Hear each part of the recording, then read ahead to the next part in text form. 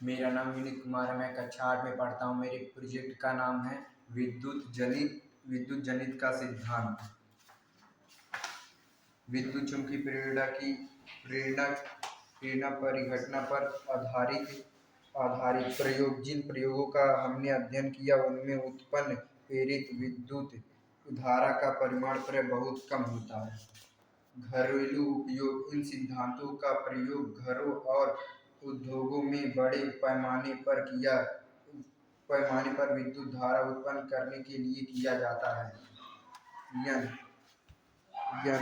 यन से rings R1 और R2, Phineas से ब्यून्स में B1 B2। सिद्धांत। विद्युत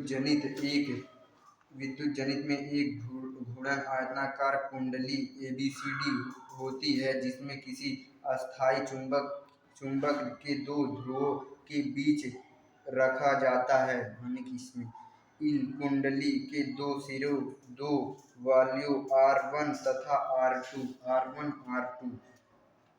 R2 से संयोजित होता है। दो स्थिर चालन ब्रश B1 B2 को पृथक रूप से क्रमशः वाल्व R1 भीतर तथा R2 पर दबाकर भीतर और B2 को दबाकर भीतर से ध्रुव से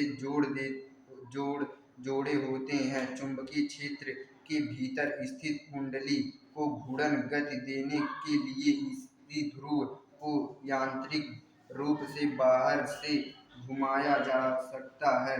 दोनों ब्रशों के बाहरी परिपक्ष में विद्युत धारा के प्रवाह को दर्शाने के लिए गैल्वेनोमीटर से संयोजित होते हैं।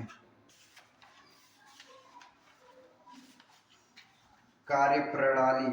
जब दो वाल्वों से जुड़ी ध्रुवी को इस प्रकार घुमाया जाता है कि कुंडली की भुजा AB ऊपर की ओर तथा भुजा CD नीचे की ओर स्थित चुंबक द्वारा उत्पन्न चुंबकीय क्षेत्र में गति करती है तो कुंडली चुंबकीय क्षेत्र रेखाओं को काटती है। मान लीजिए कुंडली ABCD को चित्र 13.19 में दर्शाई व्यवस्था में दक्षिणावर्त घुमाया जाता है तथा फ्लेमिंग का दक्षिणी हस्त नियम लागू करने पर इन भुजाओं में AB तथा CD दिशाओं के अनुदिश प्रेरित विद्युत धारा प्रवाहित होने लगती है।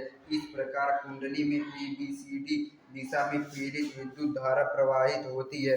यदि कुंडली में फेरों की संख्या अत्यधिक है तो प्रत्येक फेरे में उत्पन्न प्रेरित विद्युत धारा परस्पर संकलित होकर कुंडली में एक शक्ति